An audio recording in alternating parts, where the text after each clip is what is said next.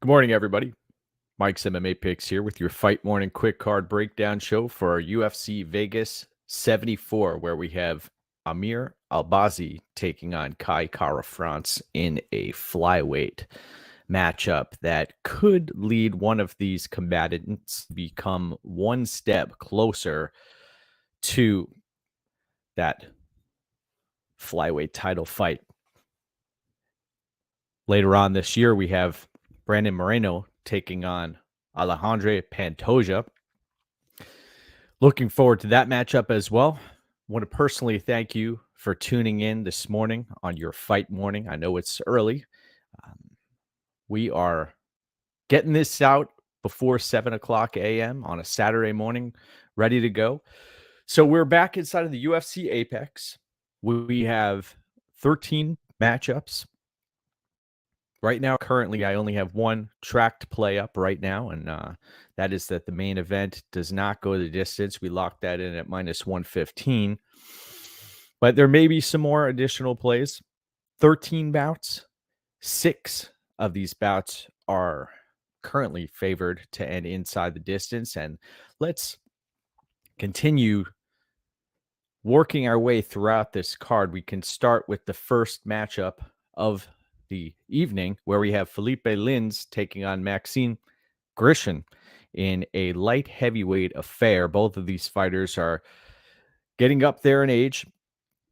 Grishin, 39 years of age, has a lot of miles on him, and he has been inactive. He also avoided Jailton Almeida twice in the lead up to this matchup. So kudos to him for staying alive and avoiding a matchup where he likely would have been grinded to a pulp and submitted. And on the other side of this fight, you have Felipe Lins, who is coming off of a victory over Ovince St. Preux, who OSP looked horrific in that matchup. And Lins landed a left hand that staggered OSP and put him in a tough spot, finished him off. Watched the weigh-ins for this matchup, and Lins looked phenomenal on the scale. Both of these fighters in their late 30s. Believe it or not, Lins is, I believe the reach advantage is very minimal. I know that Grishin looks like the much taller fighter at times when you're watching these matchups throughout Grishin's career, but this isn't a case where he has a significant size advantage. So I'm going to be picking the underdog here, Lins. I think that his quickness could be a difference maker in this matchup. Granted, the gas tank could come into play for Lins. We know traditionally he's fallen off of a cliff at times, but I'm going to roll with Lins, the underdog here. By the way, Big Pretty is catching some Z's in the other room. Next up, where we have Damon Blackshear taking on Luan Lacerda in a bantamweight scrap. Damon Blackshear, who faced some serious competition last time out in Basharat and was able to throw up a triangle submission at the end of that bout. If he had a few more seconds, that could have changed the complexion of his career, but close only counts in horseshoes and hand grenades, my brothers. And this specific matchup, he's taking on a Luan Lacerda, who is also a grappling, how do we want to put this? Lacerda has excellent grappling, excellent jiu-jitsu. You look up and down his resume, he's got submissions of multiple varieties, and he's with Paneras out of Nova União. Paneras is a coach who has trained the likes of Jose Aldo, etc. And in this spot, you watch the tape, and initially, my first go around earlier in the week, I thought that Blackshear should be the favorite in this matchup. And then as I continued to watch additional tape, I watch back the Yusuf Zalal fight, and there have been others throughout Blackshear's career. And one thing about him is he is willing to sacrifice position for submission multiple times and puts himself in harm's way, which is a recipe for disaster. He does have 5 losses on his professional career, and this is a tough one. This is a tough call. Lacerda, one of the last fighters, if not the last fighter to the scale at weigh-ins, ran into some problems, made the weight, but did not look great on the scale. And the line has widened here. Lacerda is now minus 155 at the betting window. I have no action on this bout, but after doing additional tape study here, and we have had some time in between the last UFC card and this one, I'm going to be picking Luan Lacerda. Damon Blackshear, his willingness to overcommit at times throughout fights, I think is going to come back to haunt him here. And you don't want to do that against Lacerda, who is coming off of a hard-fought loss to Cody Stamann. And he pushed Cody Stamann to the limit. I know Cody Stamann had a tough, rough cut in that fight, but watch that third round back, and Lacerda is the one who was landing the takedowns on Cody Stamann. And his left hook, watch out for Lacerda's left hook when he's on the feet. He doesn't tend to throw a lot of combinations, but I'll be picking Lacerda there. Let's see. We've got some comments here. Morning, sir. Welcome. Excellent. Welcome aboard. Good to see you. Now, let's get back to Jinyu Fry taking on Elise Reed. This is a fight where we're going to burn through this one here. I watched back the tape, and Jinyu Fry's coming off of brutal knockout, I believe, at the hands of Poliana Viana. And you have Elise Reed, who is one of the least talented women's mixed martial arts fighters on the roster, who has been brutalized many times. But then you also see Jinyu Fry, 38 years of age, although she may have a great physique, that isn't necessarily going to win you bouts inside of the octagon. And she is highly trained. Jinyu Fry has recently received her brown belt and also trains at Fortis, which is a solid gym. But this is a fight game in which sometimes physicality and pace can be difference makers, especially with low-level women's mixed martial arts. And I'm going to be leaning Elise Reed here. She's going to be the pick, but I do not trust either of these fighters. I will be using this fight as an opportunity to make my children a meal, and then I will report back for the next bout, which is a very exciting matchup where we have Daniel Santos taking on Johnny Munoz. Johnny Munoz coming in at plus 185. And Munoz is a fighter who I thought he was the goods. When he took on Nate Maness, I was like, wow, you know what? He has control grappling. He has solid jiu-jitsu. He is a fighter who seemed to have a gas tank that can go deep into fights. Then I watched the Gravely fight, and blown out of the water, Gravely took him out of there pretty quickly. And in other bouts, he seems to falter when the pressure is put on him and a pace is put on him. And Daniel Santos is going to be that guy. The problem with Daniel Santos, though, is he will walk into the fire and does not care one bit about what's coming back at him. Took on Julio Arce and was picked apart in that fight. But Johnny Munoz doesn't necessarily have the striking to pick apart Daniel Munoz. I don't think that he's going to be in his element here, Johnny Munoz. That's not necessarily his game. He's going to have to fight differently than he has in the past, with a marauder Daniel Santos coming back at him. Now, I I'm going to be picking Daniel Santos to win. I think that he does get this fight done inside the distance, but also I have concerns for Daniel Santos here. He is a fighter who takes a lot of damage, and you have to wonder that Shoot Box training room, how many times he's been put out through the years. It's a challenging situation when you're sparring so hard behind the scenes, and we know these guys go for it. Just watch the footage that they don't even leak the footage. It ends up they promote it that they beat the hell out of each other basically behind the scenes. But Daniel Santos is going to be the pick, and I may be making a play on Daniel Santos at some point if this line comes back in a little bit. Um, I also believe that this fight finishes, and I'd rather play fight doesn't go the distance than an under 2.5 here, because if Munoz is able to establish any type of top time on Santos, that could be his path to at least making a case for a victory. So give me Daniel Santos inside the distance.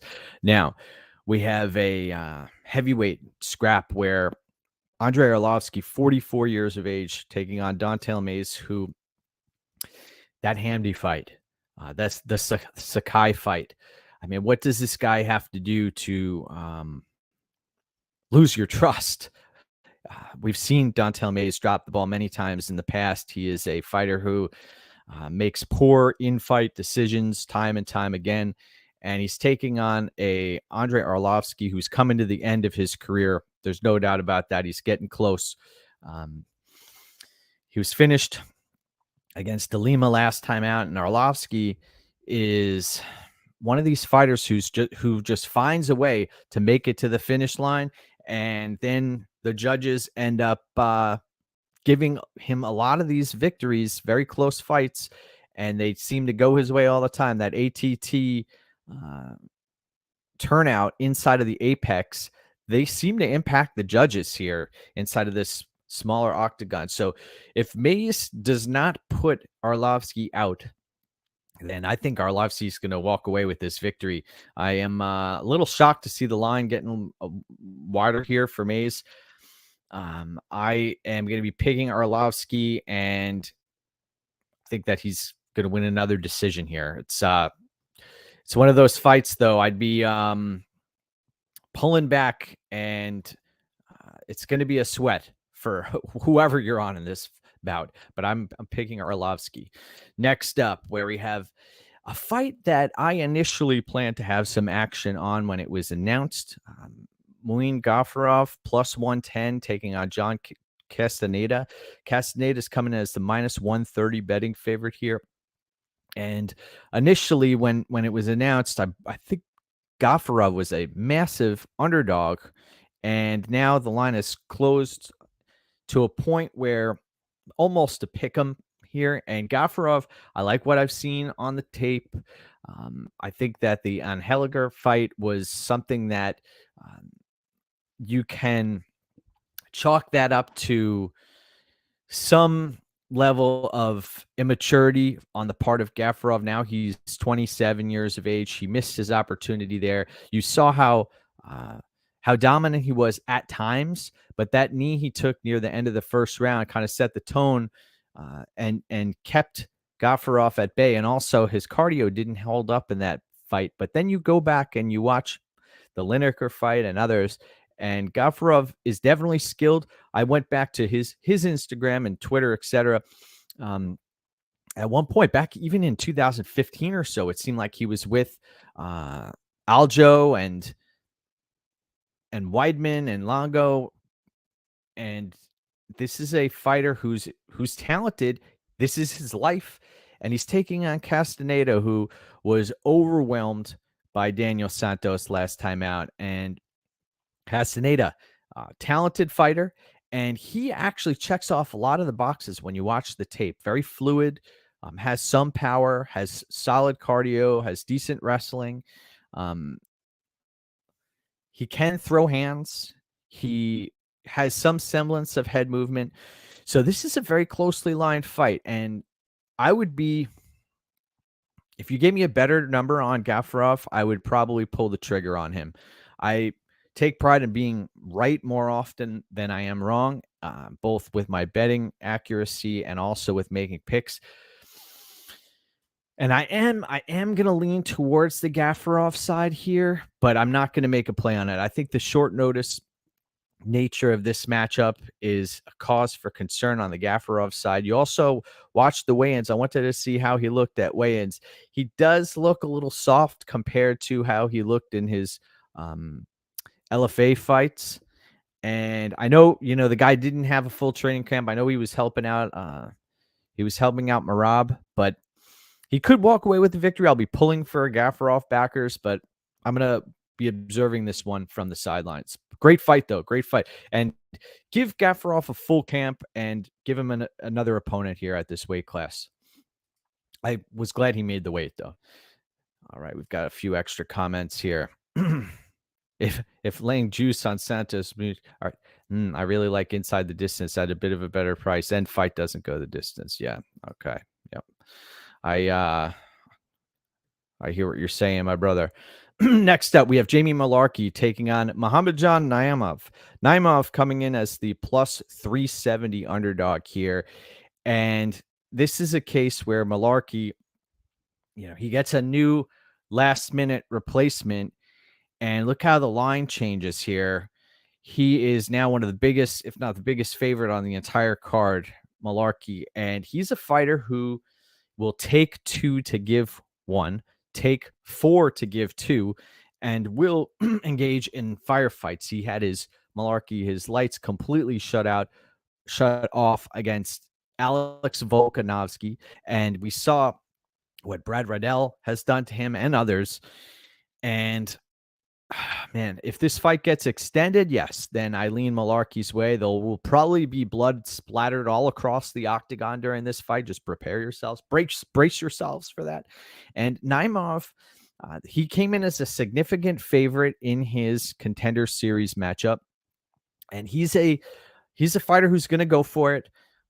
One of our friends of the show, Evan, was pointing out a recent head kick knockout on the part of Naimov, who is a fighter who's going to go for it. And he looked great on the scales here. Someone who, if you check the Instagram, he's training at, or has trained at elevation. And he could shock Malarkey here. I'm not touching this fight from a betting perspective. I do think Malarkey, with the full training camp, with the toughness that he has and the gas tank of Malarkey, he could end up winning this fight late. But I think that Naimov is potentially live here. So no play on the fight. But the pick is going to be Malarkey. Next up, where we have Abubakar Nurmagomedov, who's taking on Albazi Zaleski dos Santos. Dos Santos coming as the plus 100 underdog. And Zaleski is coming off of the Saint Denis fight, who, Saint Denis ended up bouncing back from that, right? But he is facing Nurmagomedov here, and Nurmagomedov has been out of action for a long time. Sorry, Nurmagomedov is coming off of a victory against Gadziev, and Nurmagomedov is a fighter who grinded out his opponent last time out.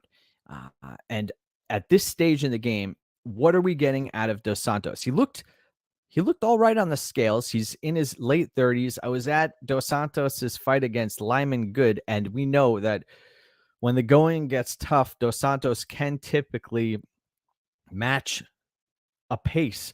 But I have an inclination here that Nurmagomedov is going to be able to ground Dos Santos, and these two are going to find themselves on the mat. And I could see Nurmagomedov burning time in top position here the longer this fight goes, especially inside of the smaller octagon. I think that is going to amplify things in this specific matchup. Dos Santos, we know, will go for spinning attacks, and he likes to be flashy with his capoeira, but I think that Nurmagomedov is going to walk away with the victory here. The problem is you have to understand which Nurmagomedov this is. This isn't a high caliber fighter. This is a fighter where you have someone who's nearing the end of his career. At some point, you look up and down this card, and I believe 19 of 26 competitors on this card are over 30 years of age. So there's a lot of older folks here competing. But I'm going to be picking Nurmagomedov here. The grappling and the top pressure is going to be a difference maker for me. And also, you had Zaleski coming off of the PED usage, so cause for concern. Now, this matchup, Carini Silva taking on Caitlin Souza, is a fascinating matchup. The line is closing. Silva now down to minus 195. I believe she can be had at a number of books even better than that line. And you have Silva, who has the suffocating pressure, the jiu-jitsu. Look at the size of her biceps, man. She was able to dwarf Caitlin Souza here. And you watch Souza's tape, and you don't see many women's mixed martial arts resumes that have as many TKO victories or a high percentage of victories coming via TKO, KO. And that's what she has. She's a little tank out there who's going to march forward and throw caution to the wind. And Silva, what can you say? She was supposed to fight Priscilla Cachoeira a few weeks ago, and that was a smash spot for me. I was lining up to play Silva by submission and inside the distance, and we never got that opportunity because Cachoeira missed weight again, and I wouldn't be surprised if she got her pink slip here. Caitlin Souza, I think she's going to run right into Silva's wheelhouse in this spot. I have no play on the fight because of the low level, high variance nature of women's mixed martial arts, but Silva's submission game is a real threat. I don't see this fight going the distance, and I'll be picking Silva to win via submission. Next up, where we have a flyweight matchup, and you're looking at Tim Elliott taking on Victor Altamirano. Altamirano coming in as the plus 155 underdog, and he's taking on a Tim Elliott who, let's be honest with ourselves, Tim Elliott, 36 years of age now. He's no spring chicken, been around the block, is a fighter who I believe has 12 professional losses on his career. He's coming off of a knee injury. He changed camps. He's dealing with a lot of adversity outside of the octagon. And now he is taking on an Altamirano who, the Vinicius Salvador matchup, that was one of the sloppiest flyweight fights I've seen in quite some time. And we know Tim Elliott throws caution to the wind. He is a spaz out there. He relies on his pace and his unpredictability to put him in solid spots. And I expect him to do that here against Altamirano. Watch the interviews. I watched the tape back. Altamirano is a tough kid who, he's no spring chicken either. This is a fighter who's in his mid 30s. So you have similar comp here. Elliott, though, fought the better level of competition. Altamirano, tough is, I like his long, straight strikes, and also his kicks could be potentially an issue here. He knows Elliott is going to come right at him, and Elliott has a lot of pent-up aggression that he needs to get out of his system, and this is going to be, these 15 minutes are going to give him an opportunity to do that. Tough spot, though. I think that Elliott could potentially be countered here, so he's going to have to stick to Altamirano like glue, and he should. He can't pace himself. I know Elliott has one gear. He just goes balls to the wall for 15 minutes, and typically his cardio holds up. It didn't hold up in the Royval fight, And at 36 years of age, carrying this extra muscle, I do have concern for Elliott here, going deep against Altamirano. Wouldn't surprise me to see Altamirano turn the tide late or catch Elliott. That Askarov fight, there have been others where Elliott's been cracked but hasn't been necessarily put out. And you go back and watch the fight footage throughout Elliott's career, and he's a fighter who hasn't eaten huge shots on the feet. So I'm going to be picking Elliott. I think that he has the potential to get this done via finish. And I want to hear this post-fight victory speech if he gets out the other side with that W. Next up, we have Jesse Butler taking on Jim Miller. Jim Miller sitting at minus 240. This line hasn't really moved much. And Jesse Butler is a fighter coming in on short notice, a fighter who started out his professional mixed martial arts career. He fought a few fights at welterweight. Then he's been fighting at featherweight, and now he's taking on Jim Miller.